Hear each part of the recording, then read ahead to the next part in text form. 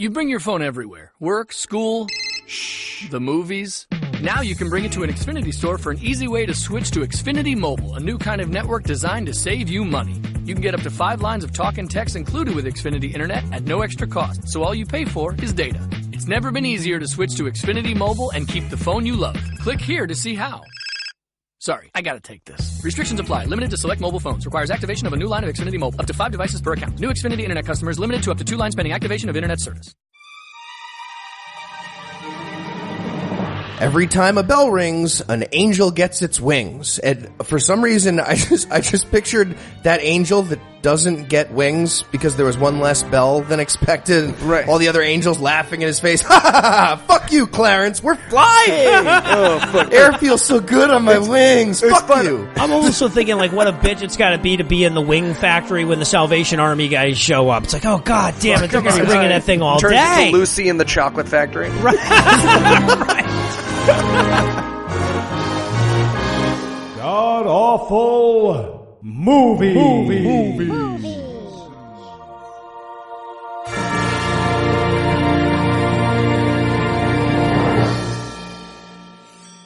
Welcome back to the GAMcast, where each week we sample another selection from Christian cinema because apparently our suffering amuses you. I'm your host, Noah Lugeons, and sitting to my immediate left is my good friend Heath Enwright. Heath, welcome back. Thank you, sir. And sitting 989 miles to my right is my bad friend Eli Bosnick. Eli, so good of you to be here. Oh, thanks for having me, Noah. I have you in any way that you'll let me. So, Heath, tell us, what will we be breaking down today?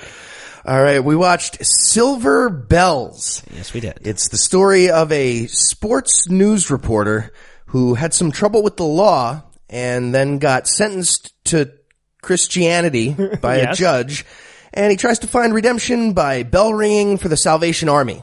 It's that classic Christmas tale of panhandlers, flugelhorns, and hating gay people. Basically, 90 minutes of porn for Kim Davis. There you That's go. the idea. Precisely. And tell us, Eli, how bad was this movie? So here's the thing. This movie itself is not that bad unless you realize the context, because this movie could just be sort of a shitty Christmas movie. And there's some weird stuff, and there's some terrible characters, and we're going to get to them. But this could just be a shitty Christmas movie if it didn't center around a guy who is court ordered to join a hate group. Right. It's just because it's like a normal Christmas movie, except the twist is that he has to join, like, the Nazi youth. It's just like, hey, well, you're going to learn how to tie some knots. It's like, no, wait, what about the Nazi youth's part? No, it's not important. Look at our basketball courts. Right. Yes, exactly. So I feel like we really have to address this up front because this is almost certainly the best movie we've reviewed, and it's just that one step away from being just a bad, cheesy Christmas movie, except that the whole thing revolves around the Salvation Army, which is pretty much a fucking hate group. So I put together a few facts here about the Salvation Army that I thought you might find interesting, and I think really throws how fucked up this movie is into context. As recently as 2013, the Salvation Army's official website included links to gay conversion therapy centers. Right? They scrubbed those in 2013. Awful. They didn't apologize or anything. In 1998, the Salvation Army turned down a $3.5 million grant and closed down their programs for the homeless and for senior citizens in San Francisco because a local ordinance would require them to pay benefits to same-sex spouses. Kim Davis porn. Yeah, well, in 2004, they threatened to close down all their services in New York City over a similar anti-discrimination ordinance. In 1986, the Salvation Army of New Zealand collected signatures against the Homosexual Law Reform Act, which, by the way, made it legal in New Zealand for men to fuck one another. Until then, it was illegal. The Salvation Army was trying to keep it that way. In 2000, can't stand for that. Apparently. In 2000, the Salvation Army of Scotland submitted a letter to Parliament opposing the repeal of a law prohibiting schools from teaching that homosexuality was normal. In 2012, not too long ago, the Salvation Army of Burlington, Vermont allegedly fired a caseworker for being bisexual, and as recently as 2014, internal documents were leaked explaining why they can't have butt pirates in leadership positions. Spoiler alert, it's because of Jesus. So the Salvation Army, like, if you look at their website now, and they have sort of a friendly LGBT page about how no, that's all just ancient history. Ancient history as in last year. Right, this is the Chick-fil-A of Yeah, charity right, groups. right. No, we've been behind we this fired for- that guy. What about everyone else? Oh, they're still here. But that guy, Yeah, not anymore. Exactly, and that's just the thing, is that the Salvation Army is trying to present this whole, oh, well, yeah, back in the day we were bad, but back in the day was this fucking decade. As a matter of fact, this movie was almost certainly part of their PR effort to clean up their anti-gay image that was costing them money at the kettle. Yes, and this movie is very clearly their attempt to be like, oh, now listen, I know y'all have heard a whole lot of things about us closing down soup kitchens if we have to let fags in, but I don't want you to think it's that. We're just the YMCA with the uniform. It's YMCA with pretend army names. Yeah, right, exactly. Which, by the way, even if the Salvation Army was not homophobic, I want to plant a flag right now. Giving yourself fake military orders is already enough reason to hate this organization. For people who have never fought for anything to be like, I'm a colonel. Fuck you. No, you're not. Fuck you. There's a colonel who stands outside of my gas and sip collecting spare change. You are not a colonel. General of Jesus. Right, yeah, and that comes up again and again through this stupid fucking movie. Now, all that being said, though, as down as I am on it, if you asked me to make a movie about a hate group teaching an asshole to be a better dad by mentioning Kmart 36 times, I don't know that I could have done better. I'm at least willing to give the screenwriters that if that was the assignment, okay, passing grade, I guess. So I guess now that everybody's properly primed, we can take a quick break, and when we come back, we'll see if the Salvation Army can G-shucks their way out of infamy. Hi, come in. Have a seat. Thanks. No, thank you. It's so nice of you to come. I'm Vice Admiral Dave. This is Brigadier General Joe. How's it going? Hi, I'm Andrea. So now tell us, have you written any screenplays before? Sure, yeah. I wrote that piece of shit Sorbo movie that the god-awful movie guys did last week. All right, yeah, excellent. Piece of shit Kevin Sorbo movie. That is exactly what we're looking for here. So your email said you guys want to make a movie about the Salvation Army? Yeah. Kirk Cameron, he's been killing it recently, and we just figured. Yeah, and Pure sweet Flicks vehicle. too. Well, also, as I'm sure you're aware, over the last several years, gays have apparently become people. That's true, technically. So you want to make a lesbian trapped in a deadly elevator movie? Because I think that would work.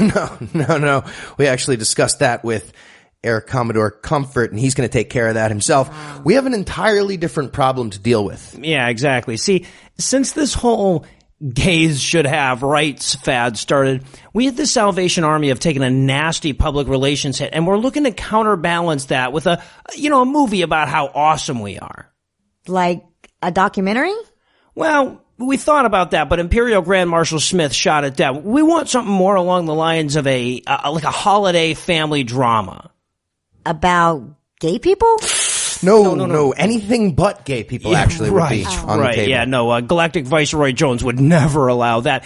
We're looking for something that, completely ignores our heinous human rights record and our current discriminatory policies. And has basketball. Yeah, we talked about basketball. Yeah. Absolutely. Okay. And a magic black guy. We said that was locked in. Magic black guy. It's a Christian movie, so I assume. Right. And full anal penetration, lesbian strap-on stuff. I mean, we didn't talk about that, but I think nothing. Never mind. So, did you have a title in mind? Hadn't really thought about the title yet, no. Oh, I got one. What if we called it Silver Bells, like we use when we bang? Yeah, nice. Genius. I am loving it. Movie it is, Silver Bells, gavel. So, what time is it? 9:15 a.m. Who wants to go play brass instruments badly in a mall? Ooh, let's do it. Me? Sure. What the fuck is the Salvation Army? The Salvation Army is a quasi-military evangelical Protestant church that would much rather you thought of it as a charity. While the Salvation Army is actively involved in a number of humanitarian projects, including disaster relief, homeless shelters, and outreach programs for the poor, they are not a charity because that would require full financial transparency. According to their mission statement, the Salvation Army's primary function is to spread the Christian religion, though to their credit, that's followed up by a bunch of shit about educating and helping the poor. They follow the mission statement up with a more elaborate list of 11 doctrines or guiding principles, not a single one of which has the slightest damn thing to do with charity or helping people. Unless you count harassing people about Jesus as helping them, which you don't and shouldn't. The group claims a membership of well over 1 million, which when translated out of bullshit church membership calculus amounts to almost 200,000 people. It is widely believed that the Salvation Army spends approximately 85% of the donations they receive on charitable activities, though this is impossible to verify since they're a church and they don't have to tell you shit. Their status as a religious mission exempts them from full financial disclosure, which makes them impossible to assess by the criterion used by groups like Charity Watch. To their credit, however, a number of other independent charity rating services do give the Salvation Army a passing grade. Of course, it's also worth noting that 85% of the donations going to charity isn't very much. But irrespective of how much money they spend on humanitarian aid, it's vital to remember that when you give money to the Salvation Army, you're giving money to a church with a kettle-shaped collection plate. In addition to the aforementioned grotesque record on gay rights, the Salvation Army actively opposes euthanasia, and while their stance on abortion is progressive compared to most church organizations, that doesn't make it progressive. And of course, according to their current positional statement on homosexuality, it's okay to be gay as long as you're also celibate. They also ban gays from holding positions within their organization above the rank of minister. Women, on the other hand, can be ordained in the church. Technically, their rules stipulate that female Salvation Army officers are only permitted to marry male Salvation Army officers, but that rule has been relaxed in recent years since it's blatantly illegal as fuck even if you're a church. It's also important to remember that being a church rather than a charity leaves the Salvation Army inordinately prone to doing batshit crazy stuff, like in 2010 when their Canadian affiliates refused to accept toy donations based on Harry Potter or Twilight because the devil. They've also come under fire a number of times for proselytizing during government-funded events and for asking their employees about their sexual habits as conditions of employment. All of these controversies, of course, pale in comparison to the Australian branch of the Salvation Army, which raped orphans. And we're back for the breakdown, and if you were wondering how long it would take us to get to the Kmart references, 2 seconds. Yeah. 2 seconds in before their corporate overlords gets its little Hummer, and it'll be about every 4 minutes from that point on. So we're going to open up in a living room where Dad is battle briefing with his whiteboard about Black Friday. Right, yeah. And so the daughter in this movie looks like Ginny Weasley after the battle at Hogwarts, like she's got PTSD and she's on 4 or 5 medications. I love the daughter. I thought she was so hot. She's super duper hot. Ginny Weasley's super hot. You would know that if you had enjoyed the fantastic masterworks. Now, the mom, however, looks like Professor Trelawney, not quite as attractive. Yeah, I also thought the mom was super hot. This was so like the most attractive movie we've ever watched. Like everybody, I'm like, okay, yeah, that looks like a person that would be in a movie. Yeah. The son looks like Lance Bass tried fucking a lady just once, and this was the child. So this is the gayest person I've ever seen. I used to host a drag show at the Stonewall. This is the gayest human I've ever seen live or in film. I have him in my notes as emaciated Matt Damon several times. I had him as Jonathan Taylor Thomas with leukemia. So, okay, right. Yeah. That's good. Same basic kid. difference. Yeah. He was a good-looking fella. In a good way. Leukemia, Jonathan Taylor Thomas, a good way. Now, as the movie starts, we've got Dad, and he's pointing to all of the different places they're going to go on Black Friday, and he's like, we're going to go to Kmart first, and then we're going to swing over here, and then we're going to go to the mall. And he's got a whiteboard out, because apparently his family is so fucking stupid that without a visual aid, they can't get the whole concept of from Kmart to the mall. So he's drawn this out for their aid. At what angle is one of those buildings to the other buildings? I will get lost. We do not want a repeat of 2012, Dad. We do not want a repeat of 2012. So they're planning, and then we get that the mom enters this design contest every year. Who can have the most ostentatious Christmas yard? Yeah, right. So they basically have like a Christmas card, and she has this moment where she's like, well, if Judy Gage beats me again, she's just gonna be, I just wrote in my notes, if Judy Gage beats me again, I'm gonna hang myself, and that'll be the decorations next year. Yeah, this is going to be pivotal to the stupid fucking movie. There's a contest going on in the neighborhood of who can have the lightiest, Christmassiest house, and the theme this year is bells, so that we can get the goddamn name drop of the movie 18 seconds in, Silver Bells. Yeah, and what's so crazy is, so this is a thing that we see a lot in Christian movies, is that it seems like Christians don't know how ambitious people act, because she says, oh, I'm thinking for the design, maybe silver bells. And he's like, no, we go for the gold. And it's like, no, man, I'm just thinking of a different metal. Ambitious people don't always want things to be gold. That's not as, I think I'll put out the silverware. You mean the goldware? No, that's not that's not how words work. Yeah, so that's, and then we also learn, of course, that the family just isn't, I guess, holiday-y enough, because this is after Thanksgiving, and the son wants to go do his thing, and the dad has to go to work, and the sister has to go back to law school. So damn it, they're just not spending time together as a family.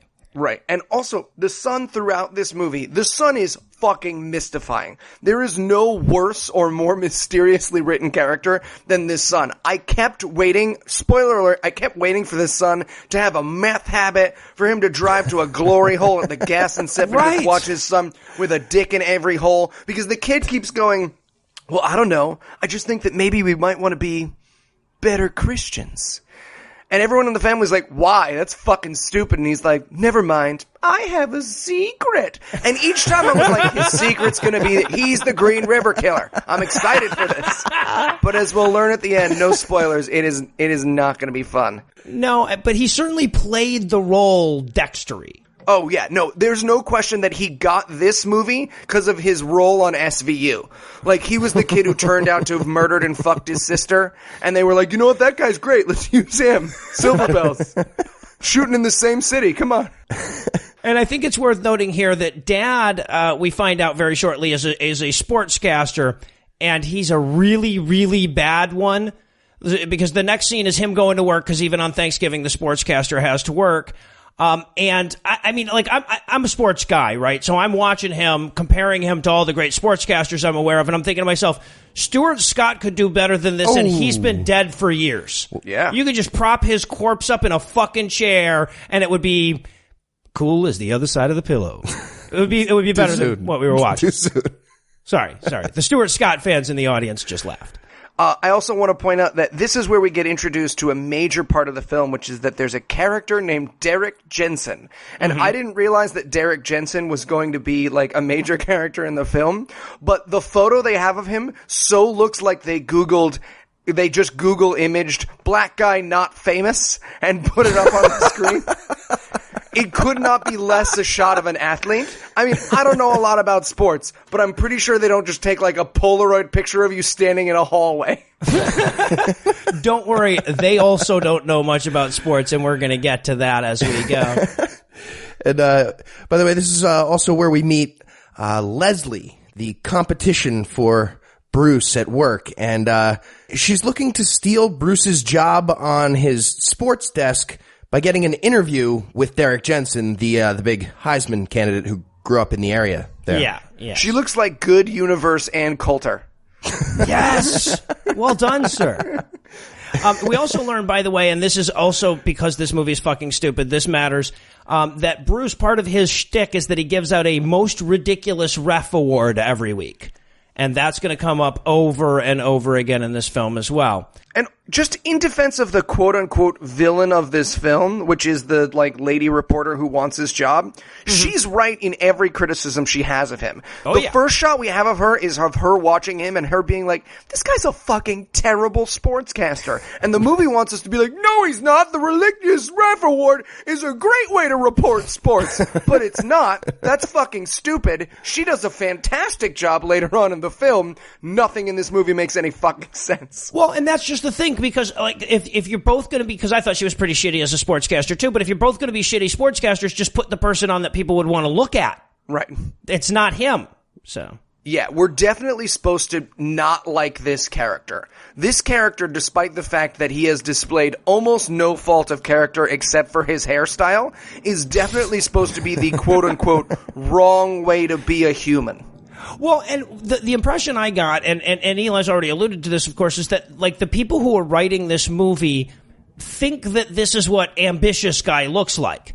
All right, so when we see him, like, wrestling with a little girl over some flour later and everything, they're like, they're so far removed from the character they're trying to write, they're like, yeah, it's probably probably like this. They probably act like this. People who aren't Christian enough. People who focus on work too much, they probably fight children, right? Right. Like that's right. When I picture a person who works too much, I picture a man fighting a small child. Which, by the way, if you're wondering, hey, does our main character get into a body fight with a small child over a bag of flour in this movie? Yes, he does. Is it funny? Ambitious. No. Is it tragic? Yes. There's a lot of things in this movie that would fit that bill. So, important things here. Ridiculous ref award. The sexy villainous vixen is after his job, and an exclusive with Derek Jensen would really get her pussy wet. And then we switch to him coming home, where he discovers that his bastard neighbors are already decorating their house at midnight 01. Yeah. So he runs upstairs. He's like, hey, you guys can't do that. And they go, hey, man, it's midnight. So he runs upstairs to go wake his son. And again, crazy billionaire money. I remake this movie shot for shot. But when he walks into Jason's room, Jason is the son. Jason's just fucking a cardboard cutout of Michael Phelps.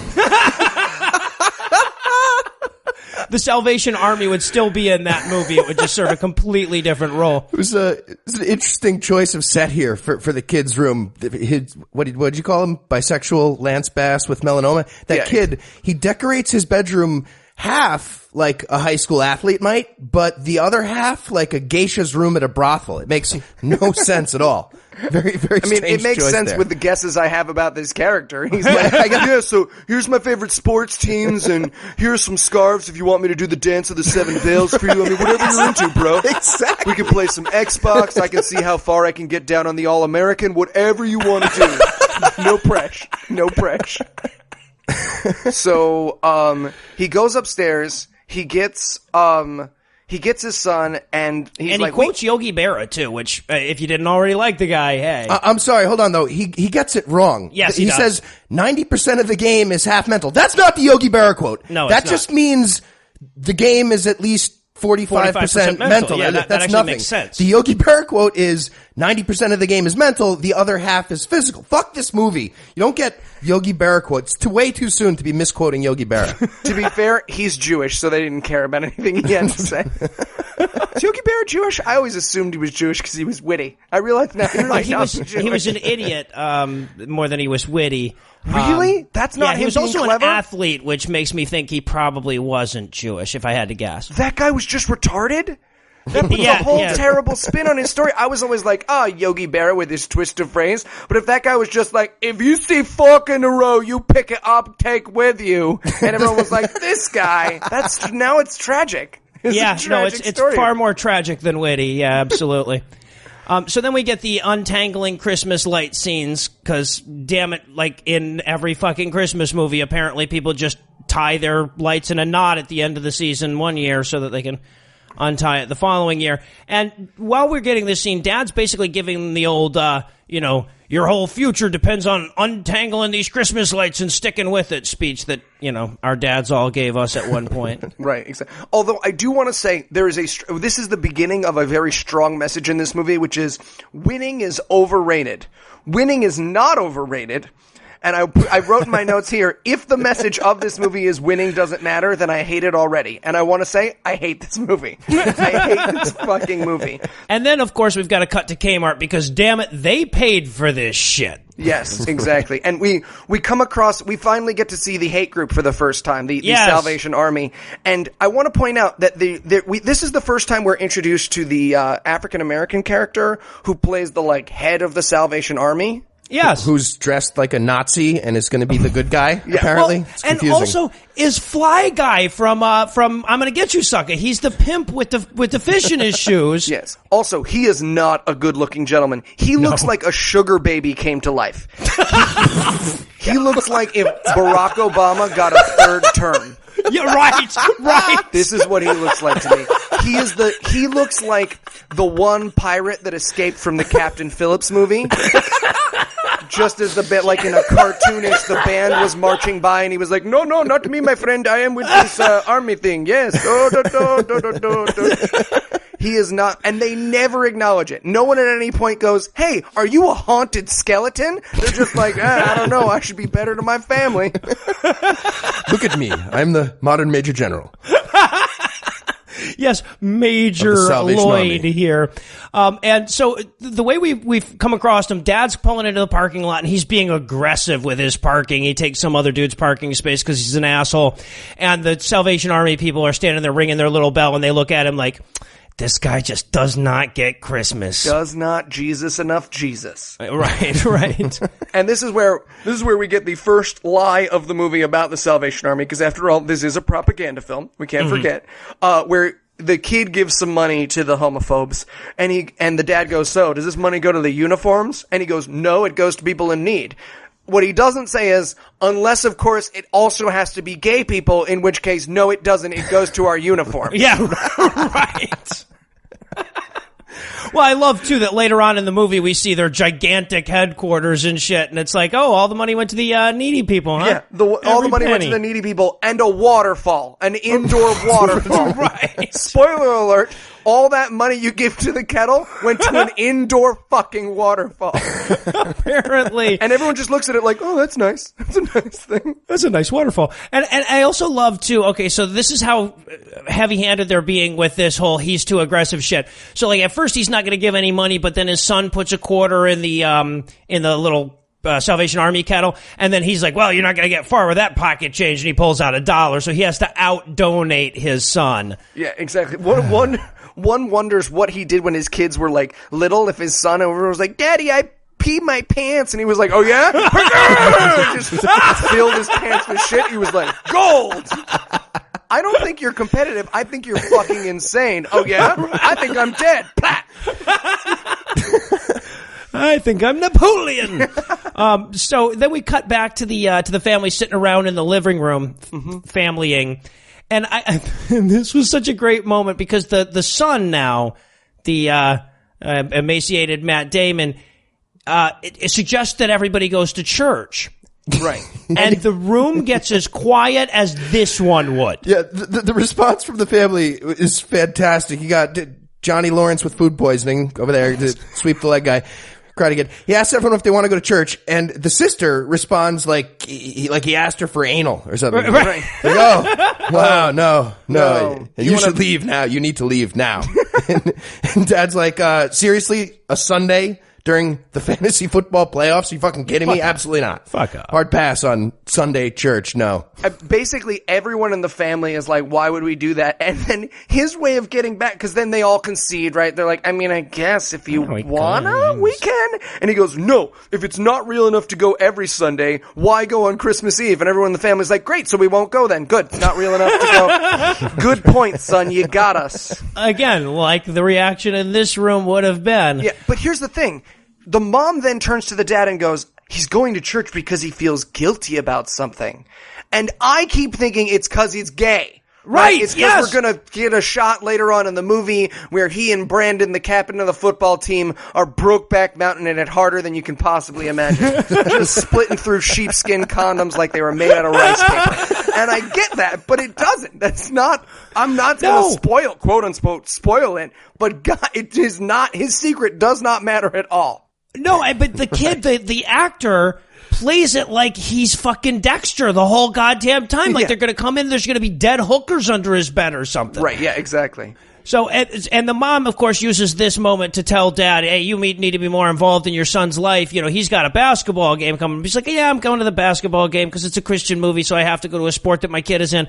And she says, well, don't be all Bruce Dalton Action 8 sports about it. Right. In other words, try to be someone other than you when you get there. Yeah, also, being a local sports anchor on a local TV station doesn't mean you matter at all. If my fiance is ever like, try not to be Eli Bosnick podcaster in there, I'm going to be like, you mean eat Chinese food in the dark? And she's going to be like, yeah, eat Chinese food in the dark.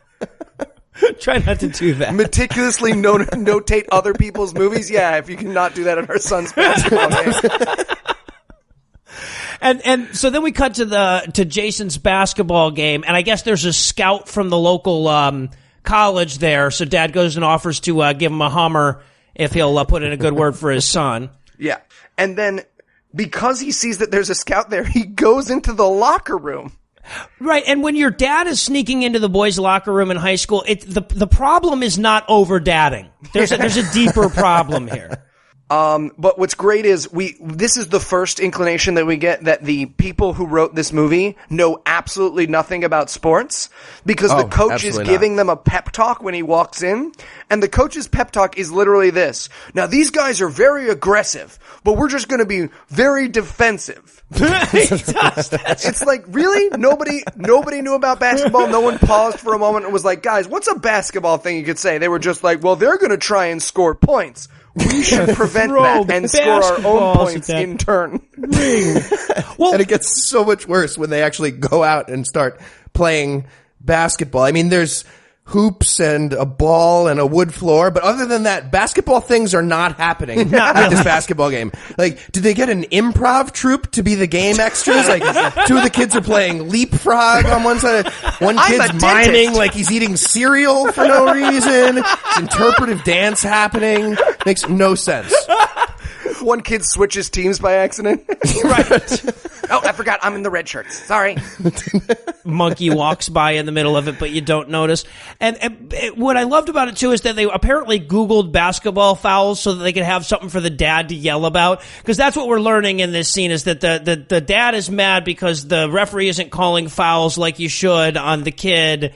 But he's just yelling out random shit, you know? Yeah. He's just like, oh, come on, birds, bees, elephants are smaller than gerbils, come on! I can see time and space. Home is where the heart is, ref. Home is where the heart is. All right, so now we get this this really reminded. What was the football movie we did? Catching Faith. Catching Faith, yeah. So this really reminded me of that one where they couldn't actually get people to do football stuff. Well, they could get like two people to do it, but everyone else just sort of had to stand there. Right. So they've got this inbounds pass or whatever. The kid, Jason, the son, tosses the pass in, and then everyone stands still while he runs completely around everybody, and they're like, okay, and unfreeze, and then he makes the three-pointer. He's not running off any screens like that would actually be in a basketball play. Exactly. He runs a weird circle lap around the court for no reason. And I guarantee you, if someone brought that up, they were like, oh, he should probably run past the screen. They were like, do they have those on the thing? I've never noticed the screen door. You hold it up and you try and bash them? Is that what it is? No, it's like, like a TV screen. I thought that LeBron James fella was a hologram. More you know. Honey, LeBron James is the hologram.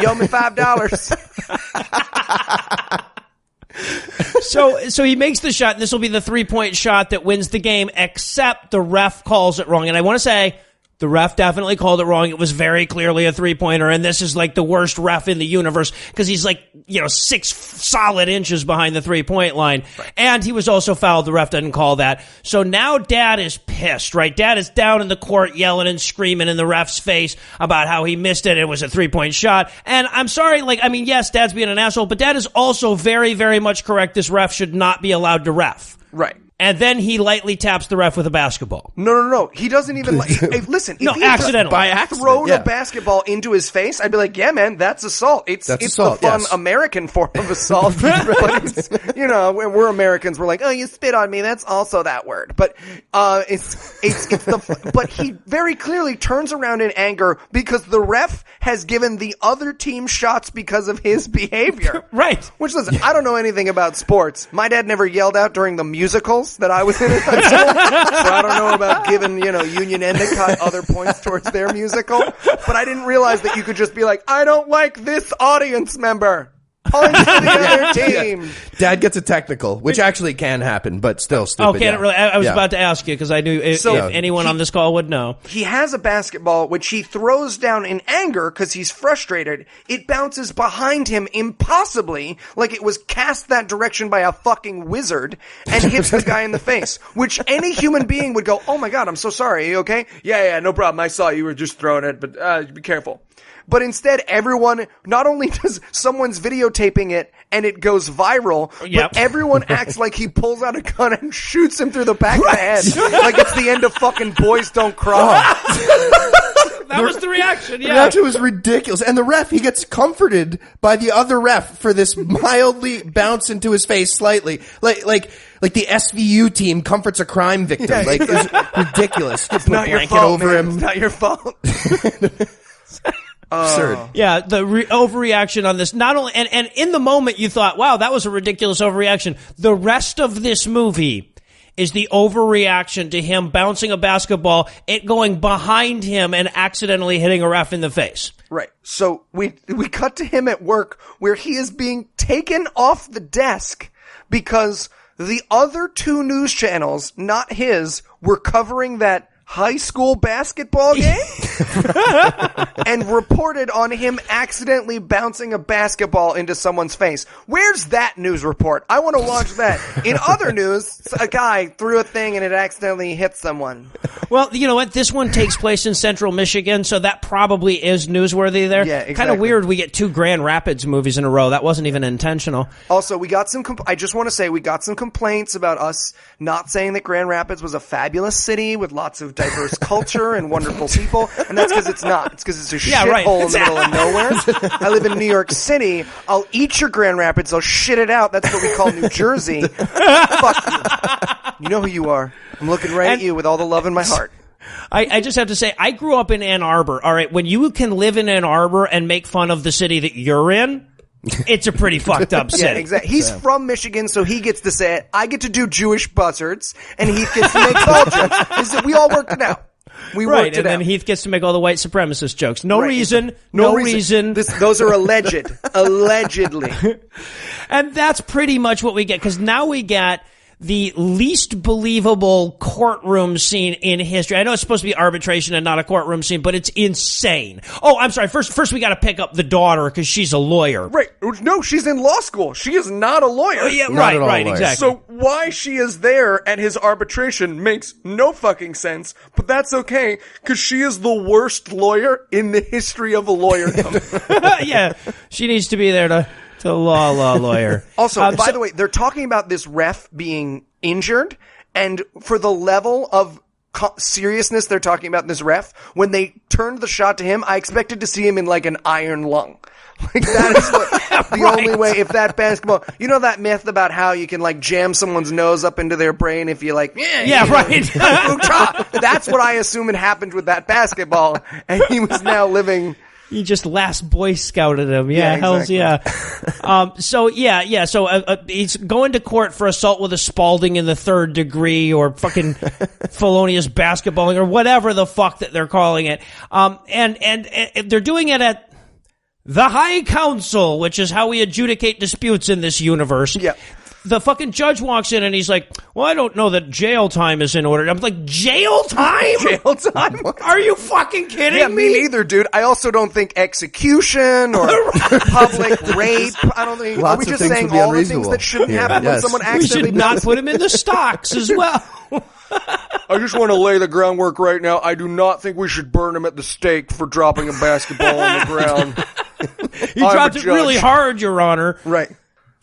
And then, so then we also get the scene where we learn just what a shit lawyer the daughter is, because they're like, oh, well, we were thinking of a plea deal, and she says, yeah, we'll take it. And the dad's like, no, we won't. And he's like, yes, we will. And the judge is like, yeah, no, she said you'd take it. She said you would. Sorry, your lawyer's allowed to just make up it. You cannot plea against the obvious and visible will of your client. I'm sorry. I don't know a hell of a lot about law. No, I said not guilty. Shh. Your lawyer's talking.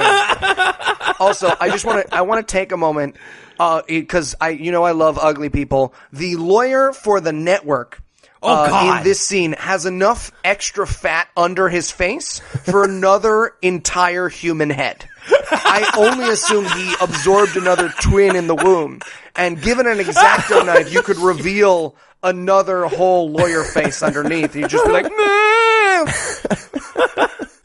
Oh, that would have been way more fun. At this point, they request the ref, who has like 2 black eyes and a broken nose, requests something as public as possible. Right, like they turn to the ref and they're like, well, what do you think we should do to him? And I was like, whatever it is, it has to be as humiliating as way. It's like, that is not how anything works. I want to see trials in this community where they're like, so, ma'am, he murdered your family. What would you like to see us do to him? I'd like him to have to do jumping jacks for the KKK. All right. Okay, what? She said it. And so then, basically, he's like, well, the army could use some help this year. And it's supposed to be a comedic moment because we're supposed to be like, what, the military? And it's like, no, not the military. The hate group. Yeah. I understand why you were confused. They call themselves an army, even though they do not defend people. They, in fact, do the opposite. They actively harm people. Yeah, but not with weapons like army people confused. do. So they do the whole big comedy reveal where he's like, the army, I can't go to the army. And then we cut to a sign for the Salvation Army. Right. Salvation Army. And he says, I thought this was a thrift store. It's like, it would be nice. It would be way better if it was a thrift store. And I wrote in my notes, when he said, I thought this was a thrift store, I wrote, no, it's a hate group. Common mistake because they sell shirts. I get it. And I wrote in my notes, fuck, this is only 22 minutes. Oh, yeah. No, there's a lot of my notes that are like 40 minutes left, right. 30 minutes left, 29 minutes left.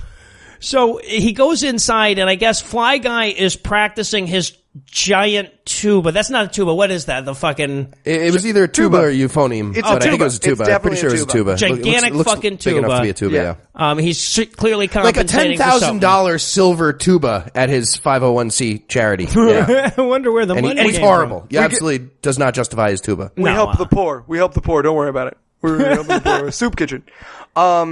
So, hey, and by the way, I just want to point out that this burnt science classroom skeleton's office is decorated in the theme of racism because he's got African masks and geisha masks. It's just take a moment. If you watch this movie, it's on Netflix. Pause. They were basically like, I don't know, how do black people like stuff? They like their stuff, right? What do you mean their stuff? I don't know, stuff from Africa? Sure, give it to them. Was one of them a Guy Fawkes mask? I thought he had like an African themed Guy Fawkes mask was one of the things. I am going to have to rewatch this scene. Holy shit. I wasn't getting anywhere near all of the juice out of this one. So he sits down in Fly Guy's office to decide what he's going to have to do for the Salvation Army, which is pretty bizarre that if you think about it, that this judge has now sentenced him to work for, let's set aside the anti-LGBT hate group, but clearly a Christian group, the Salvation Army. So he's been sentenced to Christianity. To a religion. Yeah, which, exactly. To be fair, if I ever do something bad and someone wants to punish me, sentencing me to a religion is a really great way to do it. Credit where credit's due. If someone was like, you have to be Christian for 2 weeks, I'd be like, nah, man, can I go to jail? I would love some jail. Get a nice plump tushy. They'll love me in there. Exactly. And then we get Kmart reference number 11. Right. Check. He's there, so he shows up for his duty, and he is dressed like a member of ISIS, because that's how he feels he's going to get. And listen, comedy where comedies do, that was kind of funny. He shows up in a ski mask on, right. And he's upset by it. It's pretty funny. Yeah, because he doesn't want people to see him. And so Major Lloyd won't let him wear the ski mask because it would scare people away. And he also gives him the little apron, and he's like, I didn't know I had to wear an apron. He's like, you are my bitch. You will dress how I tell you to dress. You better have all my money. Not some, not most, not half.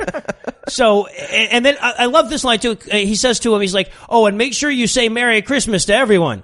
Especially at the Jews. If they look Jewish, say it really loud. Follow around a little bit. Here you go. Muslims. Charity for the year. $1,000. Yeah, Merry Christmas. Remember that Happy Holidays bullshit. If you get any Jew gold in the kettle, it ruins the whole batch. That whole day. Do you want to spin a top to see how much I give? No one wants to do that. I'm going to give all my money to Bernie Sanders now. There you go. No, I'm just kidding, guys. It's $20 donations. That's how he's doing it. He's doing it 3 nickels at a time. And then we get the referee, right, whose nose he broke with the basketball, shows up while he's ringing the bell at Kmart and starts filming him with his video camera. Which is illegal. In As fact, hell. much more illegal than hitting someone by accident with a basketball. It's much. Showing up to mock someone during their court-mandated community service and filming them is infinitely more illegal than, I'm so mad. Ooh, you hurt my nose. Well, and what is do they think that, the courts would tell this guy where they had sentenced him to do the community service or something? He just goes in, he's like, yeah, I want to go watch that guy be miserable that hit me in the face with the thing by accident. No problem. Would you like a fire stick to poke him with, sir? After all, here in Grand Rapids, Michigan... And so now we got to cut to the scene where he's like eating Ben and Jerry's on the couch while crying at detergent commercials. Oh, everything's so bad. He's actually got himself wrapped up in a blanket and shit. He's eating, I thought it was soup or maybe ice cream with a blanket on. He looks like a hobo in a Bugs Bunny cartoon or something. Yes. Like, upgrade to a slanket, bro. Or maybe an entire shirt even. It's like, like a blanket with arms and a torso. It's shaped just like he's got a blanket on. I was like, oh, is little Nell dead? You had to stand outside in the cold for 20 minutes? Got fucking tuberculosis. Now, what he's watching that's got him so depressed is Leslie doing the sports cast that he used to do. And I gotta say, I mean, she's just as bad as him, but she looks better doing it. She does look much better. And his wife comes in, she goes, oh, you poor thing. You know what would make you feel better? And I'm like, bead your clock. But no, she's just like, go put these fucking angels on the ceiling. Yeah, that's a great idea. Oh, you're feeling depressed. Well, you know what? It's the middle of the night and icy. No better time to climb on the roof. Also, there's a very strange moment here where she goes, go put him on the roof. And he's like, okay, I'll go put him on the roof even though I feel sick and I've been punished all day. And she's like, do it now. Like, there's this pause and she's like, do it now. Like he tries to go back to his soup. Yeah, and he doesn't get to finish his soup. And listen, I am at the beck and call of my fiance and proud of it. But I get to finish my soup. All right, I'll go. I get to finish my soup. That's the hill I die on, and that's the hill Bruce should die on as well. You'd be like, I'll go fucking put angel. If my fiance right now was like, go hang angels on the ceiling of our apartment, I'd be like, okay, but I'm finishing my soup and I'm finishing it. No. Delicious. I mean, I'm not going to finish my soup if the request is hand me the remote, but if it's like, go put on your boots and your coat and your scarf and your hat, get the fucking ladder out, climb on the roof, hook shit up. Yeah, you get to finish the fucking soup.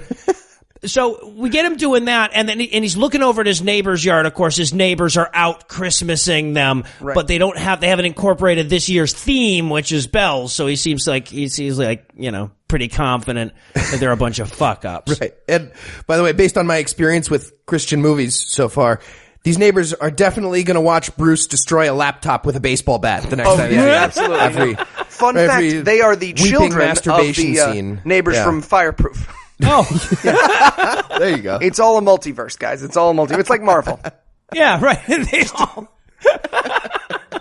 They all tie back in. I just can't wait till the Avengers version of Christian movies where we get all of these characters coming together to fight against social justice or whatever it is. Right.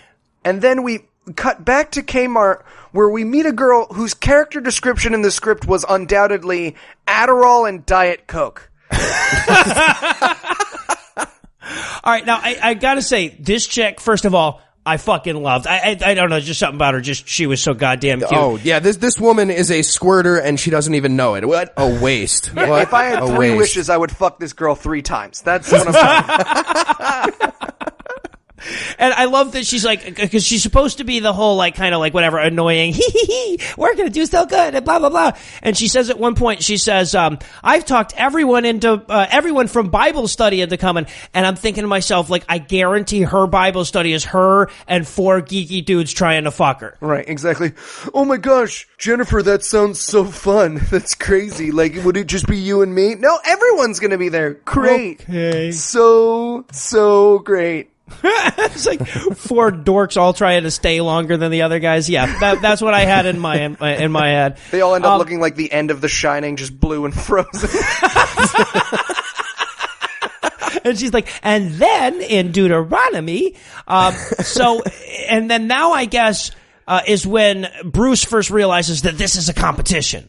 Right, that like there's a reward for whoever collects the most money in the kettle. So now we get the scene where he's wandering around like he's fucking strong-arming people into putting money in the kettle and ringing the bell in their face and breaking their ankles and shit. Using the homeless window washer technique on cars as they drive by. Yeah, exactly. Also, I just want to point out one fantastic moment that happens in this in this sequence of him like chasing people down and making them give money, there's a moment where an extra, and he's wearing this weird Christmas sweater. If you watch this movie, the entire film is this, walks out and is supposed to ignore him, but this guy does not belong on camera because he walks like he has never used his leg to propel himself forward before.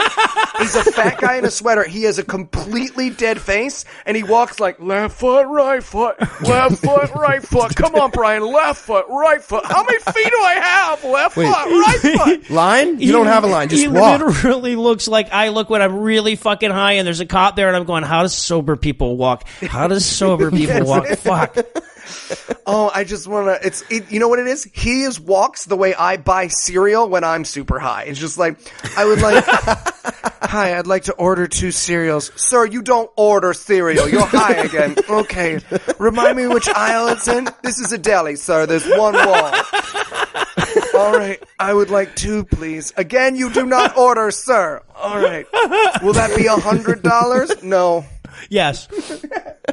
So then, of course, Lieutenant Colonel Fly Guy shows up to stop him and explain to him that that's not what it's all about, Bruce. It's not about chasing people down and hitting them with the bell and then just taking their money. It's about like staring at them and making them feel guilty until they put money in your right. In and your it's account. not like he tackles anyone. So I want to take a moment to point out. He says, "I'm already up to $500 or something." $500 is huge.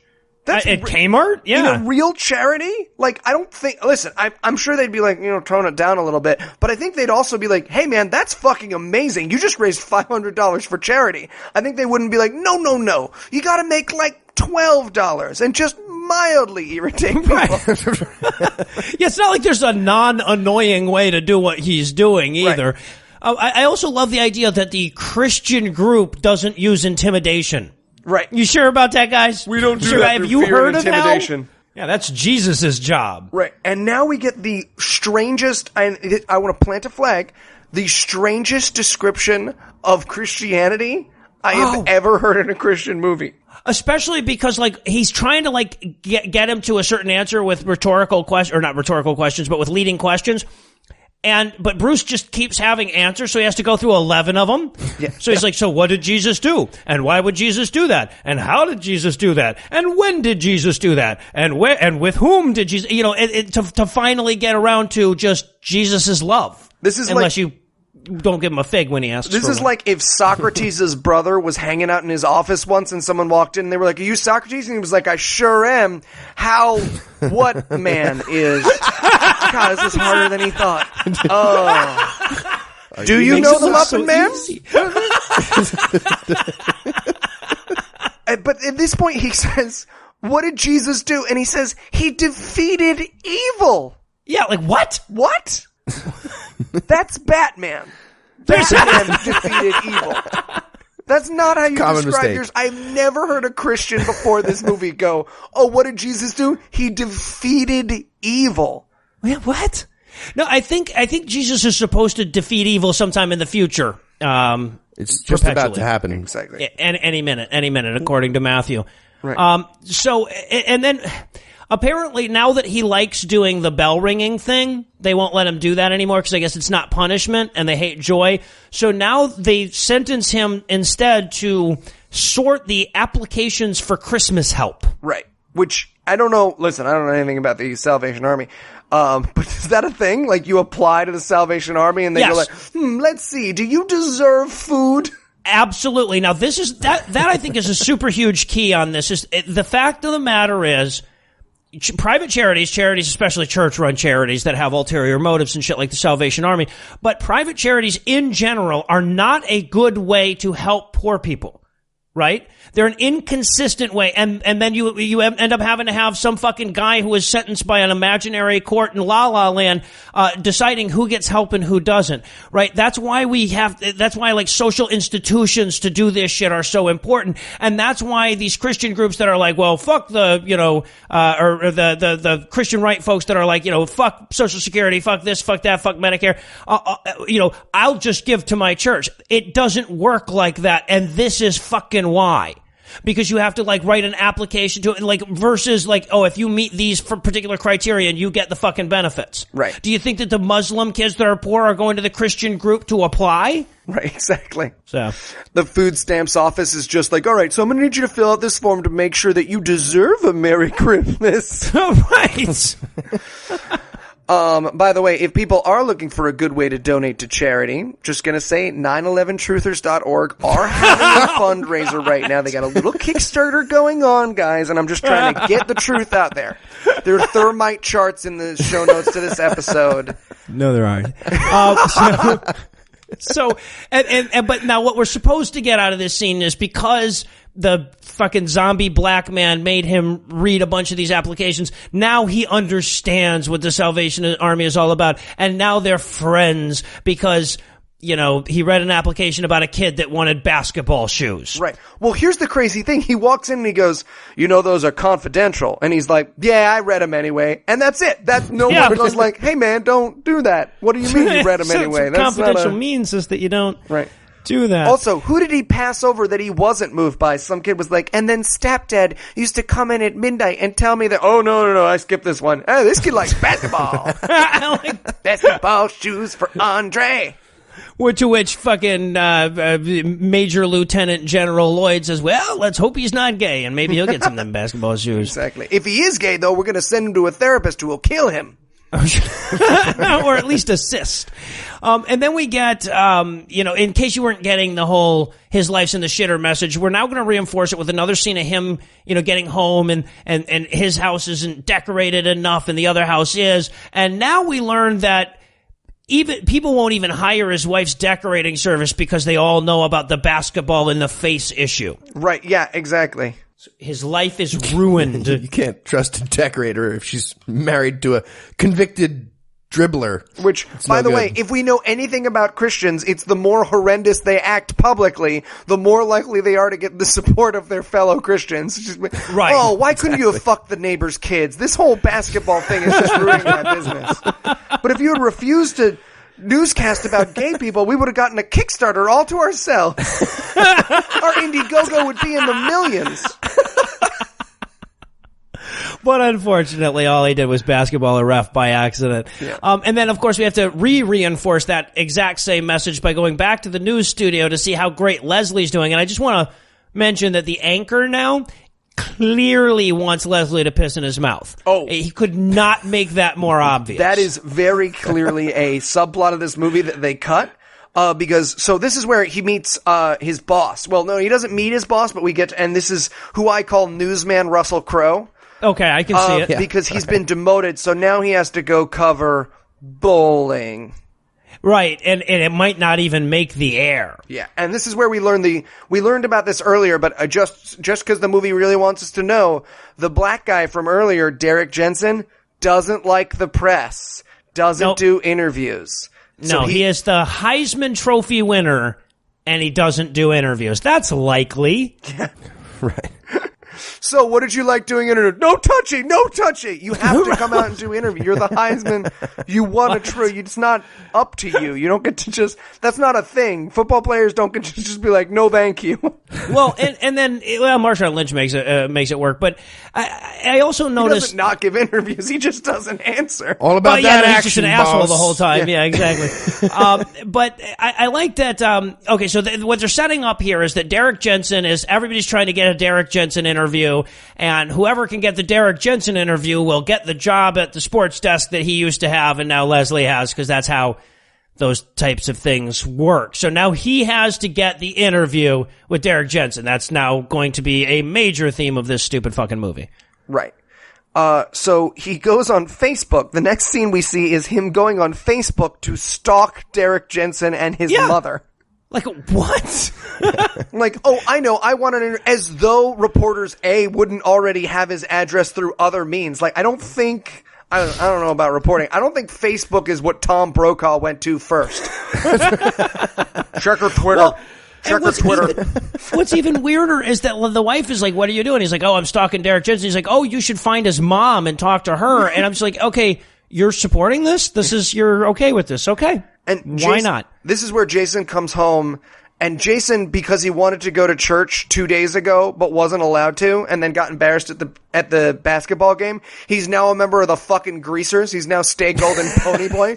He's like, whatever. His parents come over and they're like, how was your day? And he's like, fuck you, Mom. And they're like, all right, what do you want for dinner? You dick? I want your dick in my fucking face for dinner.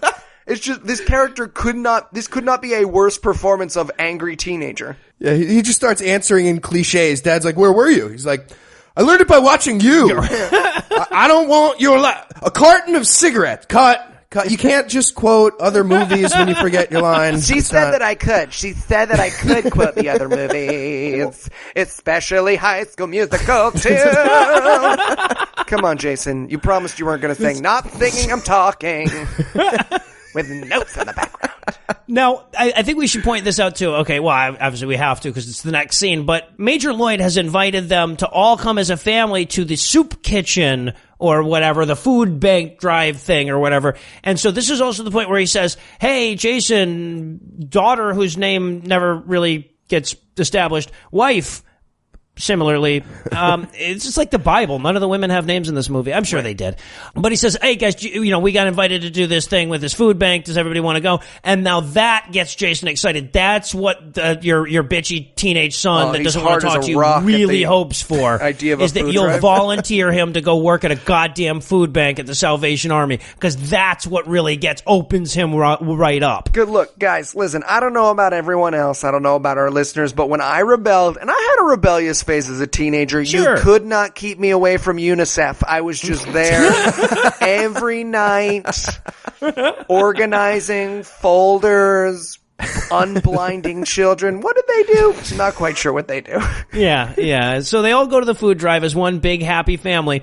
And there's another like subtle reinforcement of the gay relationship concept here with Jason, because when he introduces, Bruce introduces his family to Major Lowell and Jason have this sort of little, moment where they're like, oh, we know something you don't know. Yeah, like they have a we're fucking moment. Yeah, they have a we're fucking moment. It's clearly a we're fucking moment. And I immediately wanted the movie to grind to a halt and have him be like, hey man, why did you just have like a nod check-in with my kid? Are you fucking my son? You wrapping it up? Okay, good to know. All right. That's very clearly what they have. We don't want to say this publicly because the Salvation Army would probably fire you. Right. And then Marsha Warfield's retarded daughters tell him to all have fun. And again, we're supposed to be learning that Bruce is a terrible guy because he's really excited. Right. He's really excited and he turns it into a race-ish?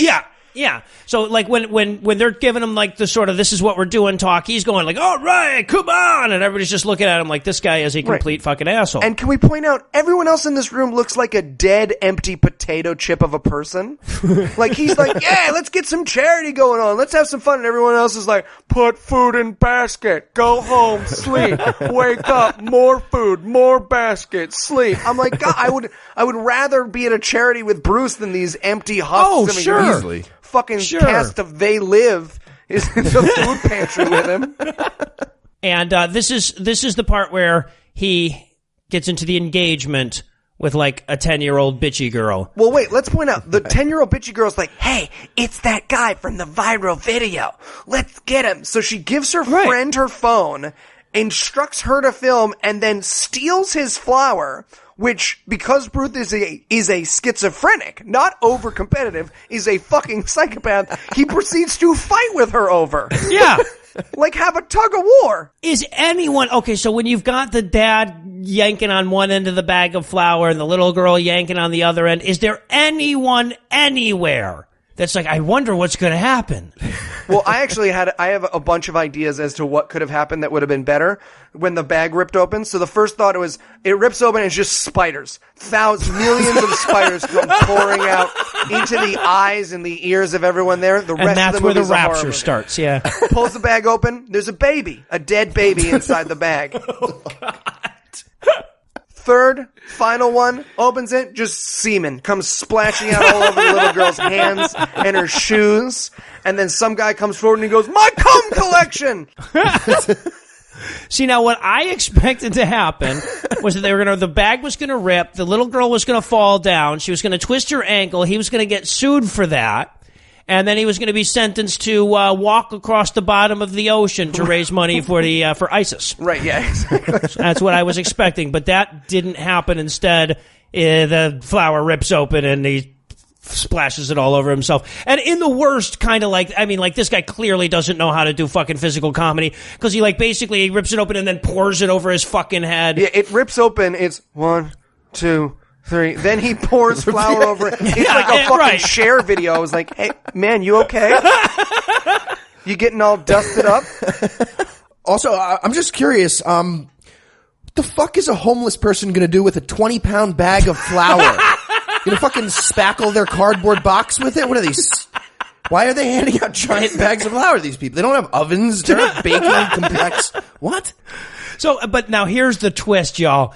Derek Jensen was at this particular food drive the whole time, and somehow a guy who does sportscasting for a living didn't recognize the Heisman Trophy winner standing 3 tables away until fucking Generalissimo Lloyd points him out and says, oh, y'all, we want to congratulate Derek Jensen, who's hanging out at our food drive, for getting that Heisman Trophy or whatever. He's a shining light for the Lord. Derek is Black Jesus. Yeah, this was very, again, also, Derek at this point in the movie has not spoken, so I'm like, can Derek not speak? And then he just walks out.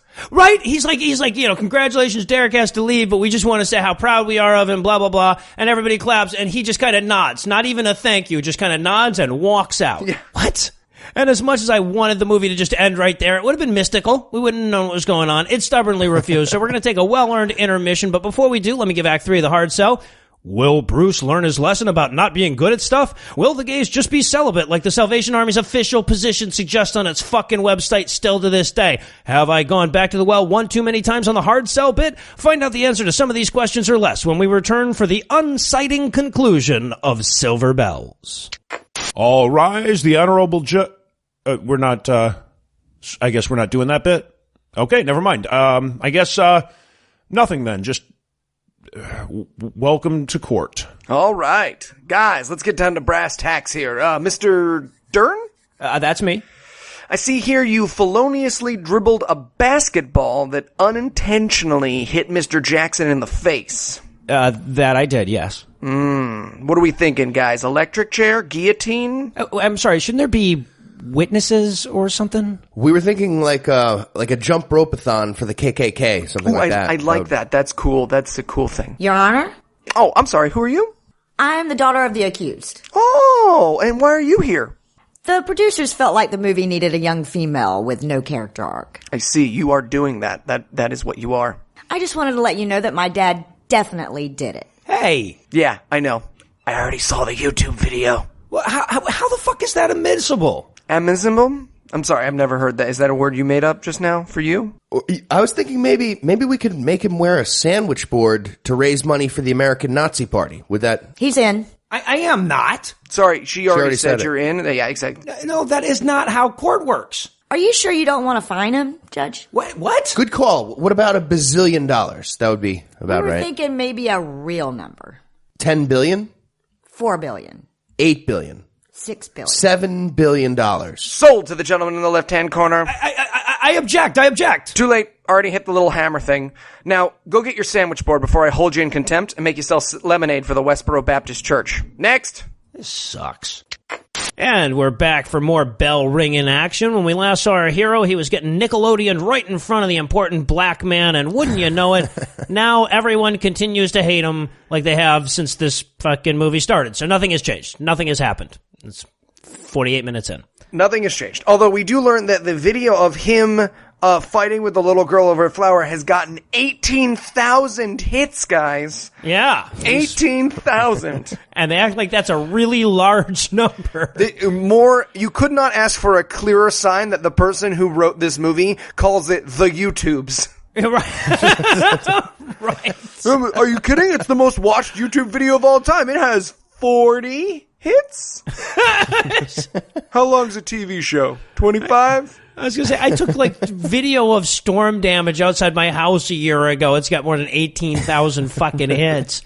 Jesus. And by the way, this scene starts with a shot of one of their Christmas decorations, and it says, Every time a bell rings, an angel gets its wings. And for some reason, I just pictured that angel that doesn't get wings because there was one less bell than expected. Right. All the other angels laughing in his face. Ha ha ha! Fuck you, Clarence. We're flying. Oh, fuck. Air feels so good on my wings. Fuck fun. you. I'll just jog, guys. It's cool. Good cardio. We're all going to live forever no matter what. All right, well, I'm just saying, it's good cardio. I'm also thinking, like, what a bitch it's got to be in the wing factory when the Salvation Army guys show up. It's like, oh, God damn it, they're going to be ringing that thing all Turns day. into Lucy in the chocolate factory. Right. Right. Oh, that would have been an entertaining scene. Far more entertaining than anything this movie had to offer. But now the good news is now because of his celebrity, he can more effectively stalk Derek Jensen. Then we move on to the disturbing portion of the film where he shows up at this guy's mother's house. Right. To harass her son about doing an interview. And basically he's like, hey, I thought I could just show up to your home and talk to your son. To which she responds, I would never let my son, who runs into other people for a living, talk to someone who accidentally hurts someone's nose. Yeah, right. Mom is so against violence that she clearly indicates that she's going to hit him with the shovel if he doesn't leave. Yes. And just, again, in synchronicity, I want to point out all of our notes have the exact same thing, which is, hit him with the shovel! Hit him with the shovel! This is universal. If you want to know what we went through while watching this movie, it was a hope that he would get hit with a shovel. Yeah, right. Well, I only wanted that because then the mom would get sued and have to go to imaginary court and have to, like, she'd have to work on GAM. That's because she's a Christian. So yeah, there you go. Yeah. I was thinking that she would have to, like, do strip teases to raise money for the Focus on the Family or something like that. I was hoping because Mom was pretty hot.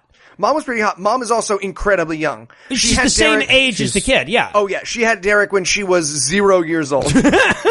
She was He born is pregnant. her male clone, one can only say. She does not like reporters. No, she doesn't. All. She seems to hold them about where Americans hold atheists and rapists. Yeah, apparently a six-fingered reporter killed her husband. Yeah. It's not a good place for her. You kill my father. Yeah, prepare to die. So then we get more of, hey, Bruce, so he was late because he did that. Yeah, right, exactly. He's late for his bell ringing. Yeah. And the Struck match that is the protagonist of this movie is very disappointed in him for that. So they come back home, and the daughter's home, and then tragedy strikes. The real tragedy of this movie, guys. Right. Because someone has destroyed their Christmas decorations and teepeed their house. Now listen, I don't know if you guys remember the raid of the ghetto scene from Schindler's List. I found it very hard to watch, but it was nothing compared to this. No trigger warning or anything. Nothing. I was not ready. I wasn't prepared. And then they had racial epithets spray painted on the ground like quitter. Yeah. Quitta. It was Quitta with an A. Okay. Which, by the way, how much money would I pay for that to watch those guys? So we're going to learn it's Jason's basketball team in a second. Spoiler alert. But how much would I love to watch that meeting? What should we put in the ground? I don't know. Let's call him like a fucker. I mean, come on, tone it down a little. Asshole? No. How about still too? How about a quitter? No, that's too harsh. How about something like fun, like quitta? What are you, some kind of quitta? All right, man. I mean, we did destroy their property. Yeah, but I don't want to add hurtful language to that. Yeah, and like Mom is devastated. Her fucking angels are gone. Her fucking Christmas lights are gone. Shit has really hit the fan. And this is when we learn that the reason that their house has been attacked is because Jason quit the basketball team. Jason was so ashamed at his father's behavior that he no longer likes basketball and quit the team, which sent his team into a murderous rage. Pitchforks and torches and all. He's ripped off his letter, like he's ripped it off like it's a fucking patch ceremony from the Civil War. You, sir! Tie him backwards to a mule and kick it into the desert. Like Gladiator cutting off the sign of the Legionnaires and shit. Yeah, exactly. I'm a son of anarchy now. I can't wear that.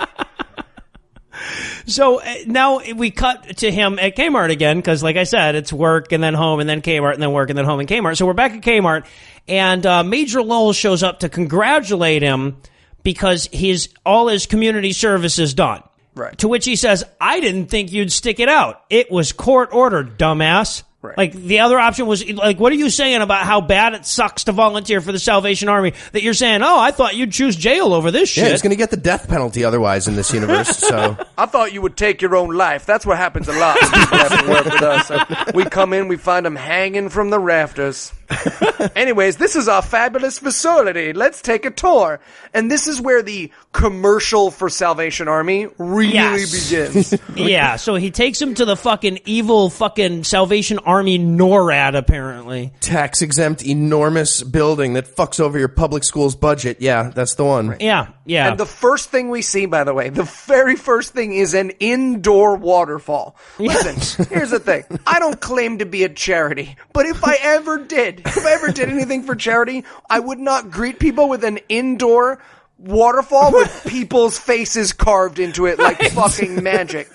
And here you can see we have the levitating faces of the people who gave us even more tax-free money than we already... That's evil layer. I mean, that's what you find at the front of a fucking evil... It's an evil layer foyer. Yeah, that exactly. they have. That's a volcano layer. Yes! You want sexy guards who will snap your necks with their thighs if you're gonna have a fucking see-through volcano with pictures of people in it. Should be fucking Komodo dragons with fucking war armor on in front of that thing. Yeah, so... And here's the thing. Heifer International's headquarters are in New York, and they're my favorite charity, and I've been there, and it looks like a goddamn shithole. And you know why? It's because they're constantly giving all their money away. It's like a shitty office. I was like, where do I get coffee? And they were like, I don't know, Starbucks? Why? Why would we have coffee here? We're trying to feed people. Right. And now the reason that we're here, by the way, is because... Dad has bitched about, oh, my son doesn't love me, and he quit his basketball team, and he just doesn't seem to care about anything. And now we're going to find out that what Jason has really been doing with his time is coaching the little kid basketball team at the Scientology Center instead of his high school basketball shit. Right, exactly. So Jason's secret, the reason why he's been acting like he's fucking Jason Bourne is because he's been volunteering at the Salvation Army. Yeah. Mm-hmm. And didn't want anybody to know about it. If I don't fart in an elevator, I turn around to everybody in it and go, hey guys, I just want you to know I didn't fart. If you want to applaud, I won't blame you. There's no way a teenage boy would be like secretly volunteering for the Salvation Army. Right. Also, here's where we meet Andre Knight. Now, this is the kid. He's the star kid of Jason's basketball team.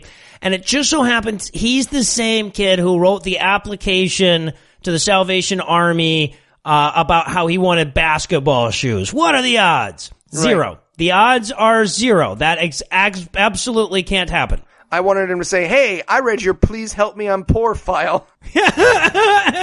Your confidential, nobody will ever read it file. Yeah, exactly. And then we get some Jesus, which I gotta admit, at this point, there hadn't been quite enough Jesus in the movie. I was starting to get worried. But then, what's his name? Pimp Daddy, Captain Fly Guy. Guard, yeah, exactly. He says, you need to humble yourself to the Lord, and starts quoting Matthew. So we get a fair dose of Jesus. Right. And basically the message that he's sending to Bruce is, hey, look, man, your court-ordered hours are over, but if you like, I could drive this all through your ear at the door jam. I'm just saying, that's an option. So, and then we go to afterwards we go to the heart-to-heart with Jason where he's asking, like, you know, why did you quit your team and why didn't you tell me you were volunteering? And I guess Jason's reason is because you're a dick, Dad, and I don't like you. You're a dick. And he's like, yeah, but what about schools? And he's like, it's fine.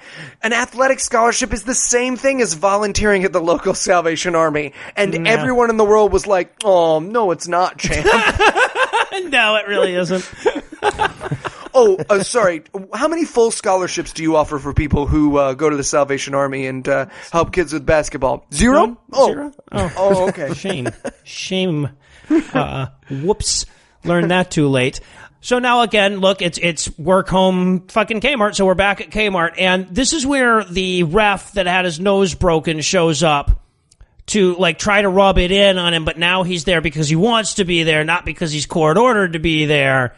So, ha ha. And the ref's basically like, hey, did I ruin your life? And he's like, oh, yes, you did. You ruined my entire life because I accidentally hit you in the nose with a basketball. And he's like, okay, good talk, bye.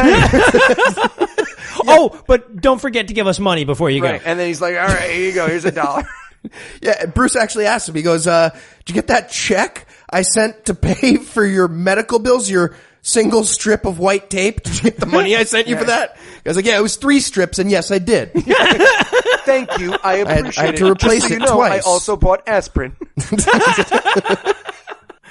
And then we get the shucks, Bruce, you're okay after all scene with his boss, because apparently, even though they demoted him, he's doing a good job instead of just waving his dick at the camera like apparently they thought he was going to do. Right. And man, would I love that. I would love if every time I had gotten demoted in my life, someone had come and said, hey, Eli, you're being a real champ about this.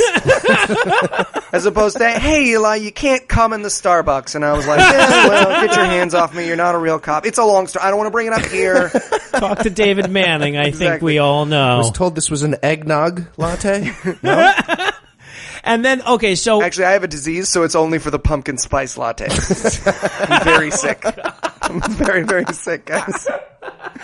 Some shit you can't cure with an antibiotic. That's all I'm saying. Some you can't. Most you can. It's all right. It's all right. They're still sacred.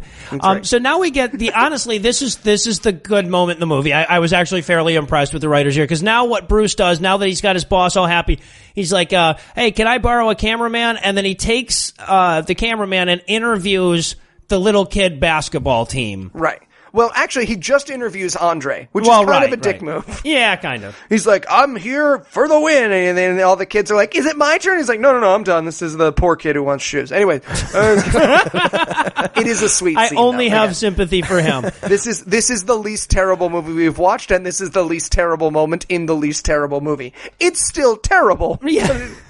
Credit where credit's due. But it's the kind of thing that, you know, like if this was the denouement of a like Hallmark movie, you'd go, okay, yeah, no, I see. I get where we were going. Exactly. And now also Jason has rejoined his basketball team like a good boy because the Salvation Army has made Bruce into a good dad. Right.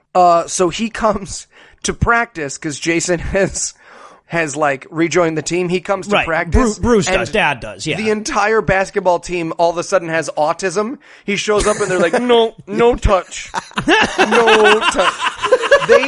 If you just showed me this scene out of context and you were like, Eli, for $1,000, what did Bruce do to this basketball team? I'd be like, fuck them.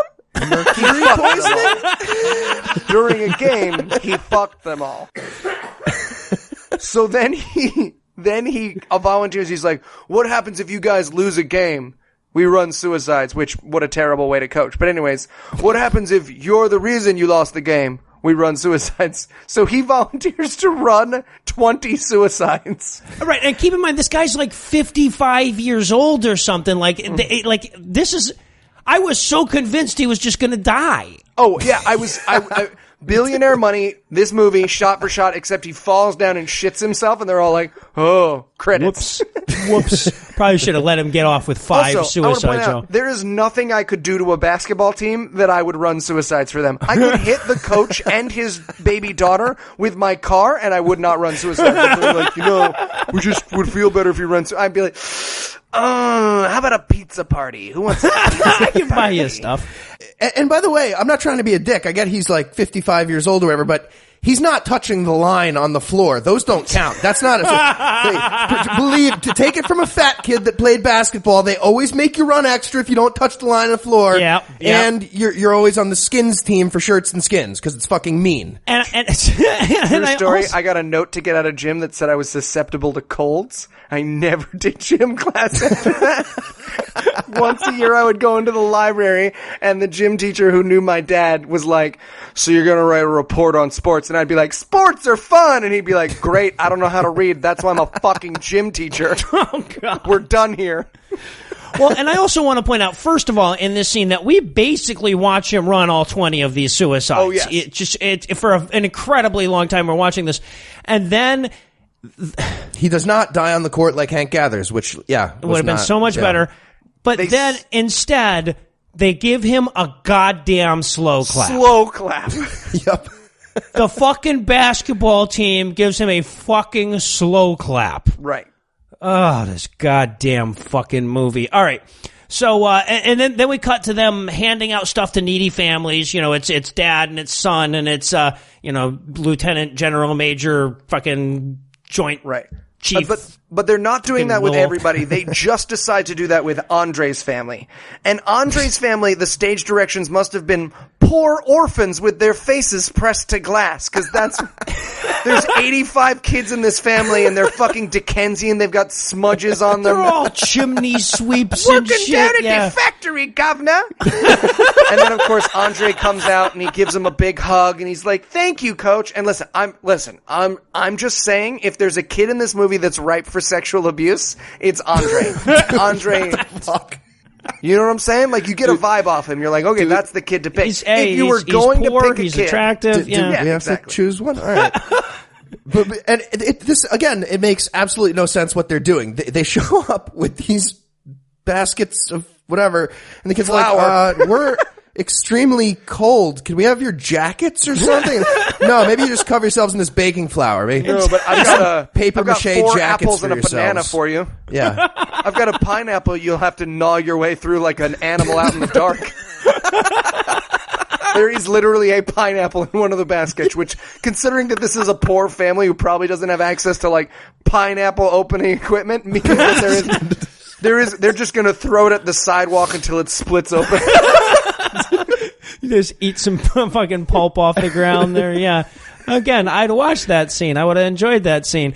So now I guess fucking chairman of the Joint Chiefs, Lowell, has decided that they've done enough that he can take them to go harass Derek Jensen. Because apparently he is good buddies with Derek Jensen, the Heisman Trophy winner, and his mom and everything. So he takes them over there. He takes them over there, and they basically meet, and at first, he basically walks him into the house, and she treats the word reporter like it means Nazi. He's like, yeah. I'm here with these reporters, and she's like, no. Yeah, no, she's and then when Derek comes down, she's like, Derek, this man is a rapist. I mean, reporter. Same difference. Wait, it's the same thing.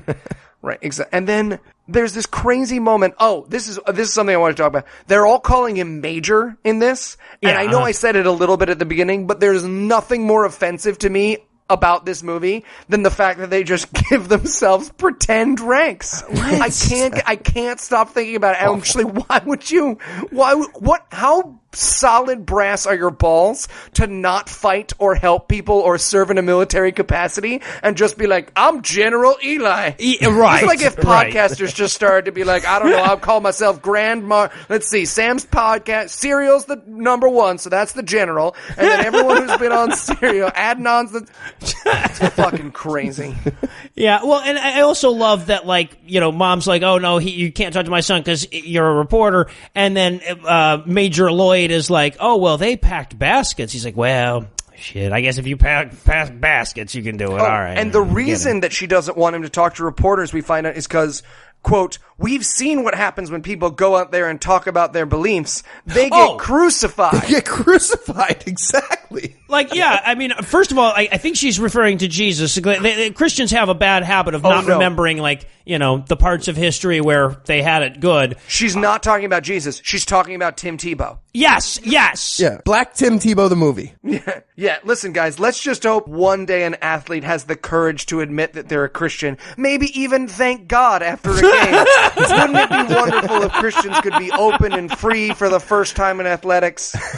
Unfucking-real. But yes, they're really heavy-handed about that. Well, he doesn't want to talk to reporters because he's Christians and reporters hate Christians. Like, oh, god damn it, fuck off. And red goddamn Starbucks cups are just a fucking kick in your nuts. Fuck off. He has a fantastic line here, which I use all the time.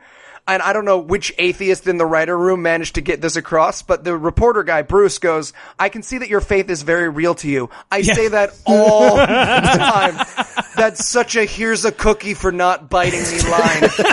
I love it. It's the equivalent of thank you for your honesty. Yeah, right, exactly. I appreciate that you spoke up in the moment that you did, but fuck off. Yeah, it's great, and he, of course, that's all it takes to lock down this interview with the elusive Heisman Trophy winner.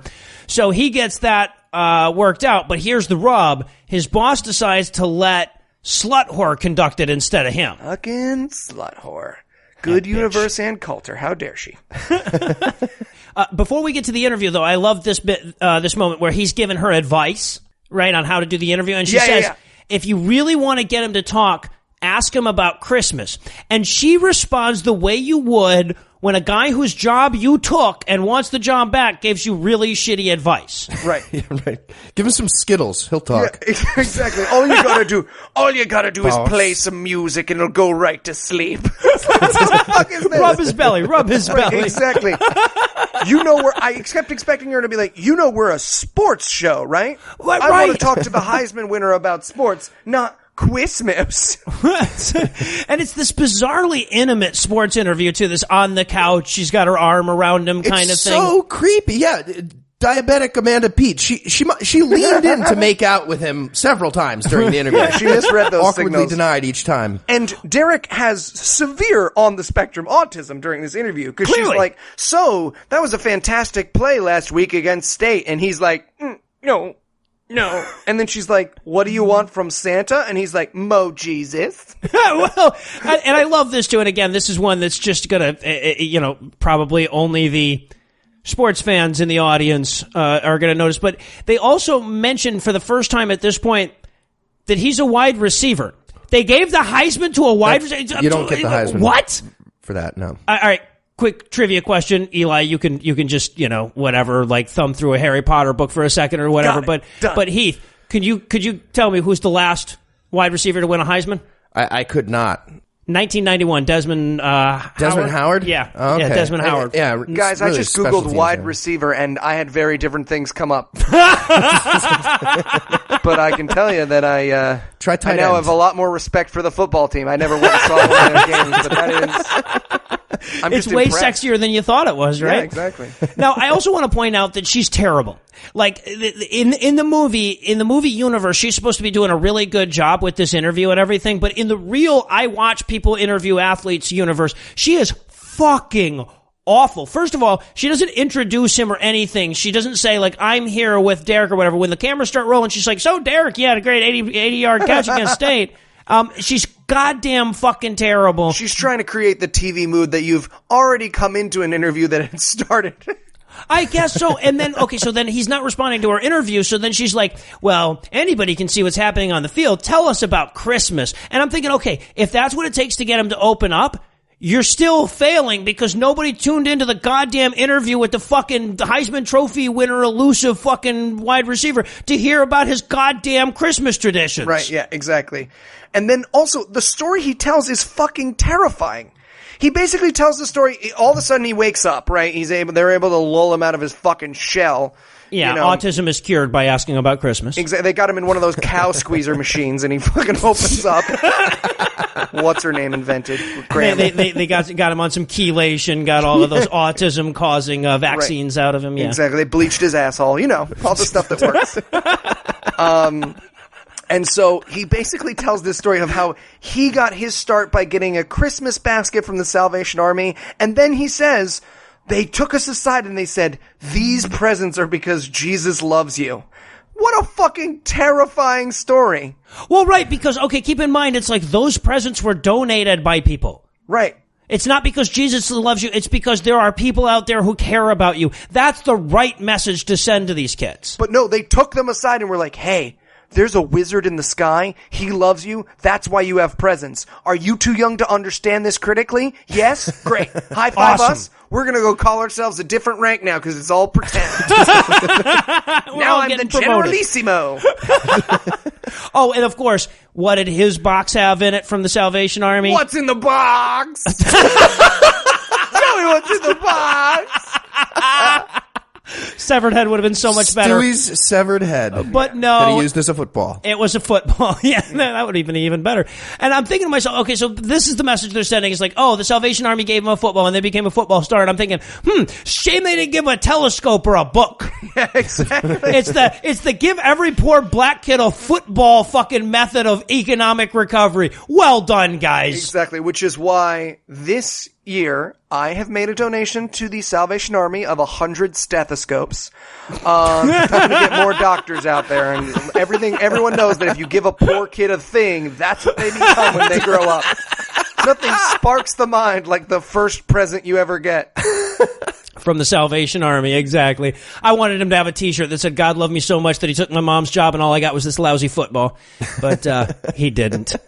So then we cut to Salvation Army Church. He mentions when they're at HQ that they actually have a church in the Salvation Army headquarters because that makes the headquarters tax-free. Right. So we cut to and listen, Bruce. Nothing says charity like, oh, we also have religious services here. Nothing says good intentions like, oh, and you can also pray to our God if you want to while you're here. But don't worry, we're just here for good. We're just here for good. It all flips out like a Prohibition-era bar. Yeah, flips back. Casino.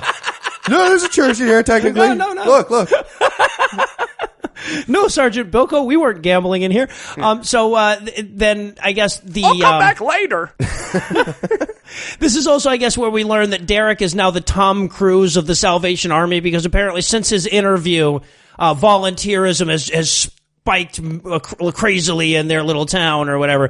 Now everybody wants to volunteer for the Salvation Army because they heard about the football thing. Right, exactly. And then Leslie has gotten a better job, so we're going to settle on you, which I love. That's the good part of this movie. It's not like, hey, we decided Leslie wasn't the kind of thing we're looking for. You are. They're like, oh, Leslie got to go work at a real station, so you, I guess? So you get to have the job back that you have been doing for 27 years and not gotten the promotion that Leslie got in 3 weeks Bruce of doing it. Basically, Bruce is the girl you've been flirting with at the party all night, and then her friend has to make her leave, and so you're like, all right, well, I guess you. You wanna? Yeah. Right, here we go. And now we get Christmas morning. Right. And they're giving gifts, and he and his family got him a bell. A Salvation Army bell. You guys remember? They made him do it. And then the neighbors, the neighbors across the street that compete with them for the most ostentatious house, they come by to give them turd cakes, also known as fruit cake. Yeah, exactly. And then they go and they look out on the lawn and, oh, it's a Christmas miracle. Someone redecorated their lawn. And it is the worst looking thing I've ever seen. Okay, now, first of all, I want to give you kind of the setup that the movie gives you. Okay, so they walk out and they're like, the neighbors say, we're really sorry about what happened to your decorations and everything, but we love what you did instead. And they're all like, what we did instead? And then they run outside to see. So the movie makes you expect something spectacular outside. You expect it's going to be like life-size, a real reindeer and an actual Santa and fucking Jesus playing a double-headed electric guitar while getting a blowjob from Mary Magdalene. Or something, yeah, or at least there would be lights, but no. It's buckets. They've put like 6 fucking Salvation Army kettles with like hand-drawn signs next to them. That's They deserve to win nothing. Nothing. They do not deserve to win any. It's not like they did good decoration. I feel like we're supposed to get the vibe like, oh, they might win the contest. No. The judges are going to be like, did you even enter? Or are you just crazy people? Or have you just been stealing the kettles from the Salvation Army? Right. So, and that's the whole fucking movie. That's the big ending, I guess. So I ask, what was the moral of this story? The silence speaks volumes right there. No, I can do it. It's that ambition is okay, but only a little, like just a smidgen. And that the most important... Wait, no. Charity is good. Well, okay, but not actually. Okay, if you want to lure a black man into an interview, you need to talk to him about Christmas. Is that it? I think the moral of the story is, hey, yes, we hate fags, but we also clean up roads and shit and give flour to poor people. So come on. Come on. Yeah. Look at We our need a waterfall. Tim Tebow who's good at sports. We need a Tim Tebow who's good at sports soon, hopefully. No, of course, as everybody knows, we don't do X number of stars types rating systems here, since the only way the movies that we review would earn stars is if you hit yourself in the head with them. So instead, we rate by analogy. For example, I might ask Heath, what is the worst thing a sportscaster could hit you in the face with that would still be better than this movie? To which Heath might say, All right, well, obviously, you're leading me toward a Bukkake-related answer, Oh, yes, absolutely. clearly. So, I'd rather be, come on, man. How about that? I'd rather take money shots. I'd rather take money shots. Wait, no, I'm sorry. So it took me a second. I'm Just sorry. slow burner. Give me a second on that one. I just want to make sure everybody caught up. That was awesome. All right. Yeah. All right. I would All the sports fans are laughing and everybody else is going, why are they taking so much time I would on rather this? be come on, man. That was I'd good rather shit. take money shots from the cast of Sports Center. I'd rather get Scott Van pelted with cum than watch this movie. And Chris Berman yells out catchphrases. Whoop, whoop, stumbling, fumbling, fumbling. Yahtzee! Jumanji! Oh, shit. All right. So, Eli, the bar has been raised, sir. I ask you, what is the meanest thing that you would do to a homeless person if it meant that you didn't have to watch this movie again? I mean, okay, so I'm going to go a slightly different angle here and say that I would give them a food basket made entirely of flour, baking soda, can pineapple. openers, just unusable foodstuffs. Here you go, man. 3 pounds of cornstarch. I would like a blanket. Nah, man, this is mine. It's a little chilly. Like, I'm going to go home, but I'm a little chilly right now. Anyways, enjoy your flour. Can I kill myself with it? Nope, you can't. Pew, pew. Eli out. Merry Christmas, I did a good thing.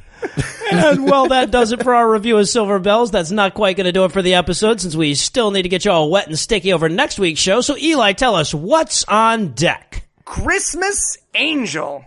All right. Now, we decided this one late, so I don't think... I know I haven't seen the preview yet. Heath hasn't either, I don't believe. So, can you give us an idea of what we've got in store for us? Okay, so this movie is about a little girl. It's very confusing and it's very hard to tell. It's about a little girl who lives next to an abandoned house, and when they throw rocks in it, their wishes come true. So they decide to make but then it's got Kevin Sorbo, so lock okay. in. Check. Yeah, Awesome. Kevin Sorbo is in it, but it also has Della Reese in it. The singer Della Reese. Okay. And it's really upsetting because she's like the Miss Cleo of this movie. Uh-huh. And in the preview, we see her like catching the little girl throwing rocks at the house and being like, you throwing rocks at my house? But then Kevin Sorbo's supposed to own the house. I have no idea what's going on. It looks like a shit show, but already in the preview, the mom says that God's will is going to take the way and that you don't get to ask angels for things in a movie about angels who grant wishes. So if I'm excited to see a crazy Della Reese and of course some more K-Sorbs, it's going to be a great time. Oh, yeah. Fantastic. Oh, absolutely. Absolutely. I think I'm sold. So with all that to look forward to, we'll bring episode 17 to a merciful close. Once again, a huge thanks to all the Patreon donors that help make the show go. If you'd like to count yourself among their ranks, you can make a per episode donation at patreon.com/godawful. That's patreon.com/godawful, and thereby earn early access to every episode. You can also help us a ton by leaving us a 5-star review on iTunes or by sharing the show on all your various social media platforms. And if you enjoy the show, be sure to check out our sibling shows, The Scathing Atheist and The Skeptocrat, available on iTunes, Stitcher, or wherever else podcasts live. If you have questions, comments, or cinematic suggestions, you can email godawfulmovies@gmail.com. All the music used in this episode was written and performed by Ryan Slotnick of Evil Giraffes on Mars and was used with his permission. If you like what you hear more by following the link on the show notes for this episode. Thanks again for giving us a chunk of your life this week. For Heath Enwright and Eli Bosnick, I'm Noah Lugeons, promising to work hard to earn another chunk next week. Until then, we're going to leave you with a brand new twist on our close. No guy from Brooklyn telling you to fuck yourself this time, huh? At the end of so many of these movies, we at God Awful Movies feel like we're left with more questions than answers. So we've done our research, and in the tradition of great films like The Sandlot and Stand By Me, we present you with a Where Are They Now for Silver Bells. Bruce was eventually let go for good when his third and final video of him screaming racial slurs at a church raffle went viral. For the rest of his life, he would be known as Raffle Guy Loses His Shit, Gets Tasered by Cops, and Poops Himself. Linda didn't believe in God at the beginning of the movie or the end of the movie. She went on to become a lawyer for the ACLU, ironically suing the Salvation Army for their predatory anti-LGBT policies. Jason didn't go to college since he didn't get his scholarship and continued to volunteer at the Salvation Army until his gay conversion therapy failed, resulting in his suicide. Beth didn't win the Christmas decorations contest because 4 buckets and a sign aren't fucking Christmas decorations. Would you walk on by?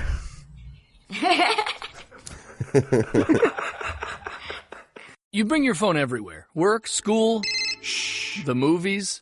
Now you can bring it to an Xfinity store for an easy way to switch to Xfinity Mobile, a new kind of network designed to save you money. You can get up to 5 lines of talk and text included with Xfinity Internet at no extra cost, so all you pay for is data. It's never been easier to switch to Xfinity Mobile and keep the phone you love. Click here to see how. Sorry, I gotta take this. Restrictions apply. Limited to select mobile phones. Requires activation of a new line of Xfinity Mobile. Up to 5 devices per account. New Xfinity Internet customers limited to up to 2 lines pending activation of Internet service.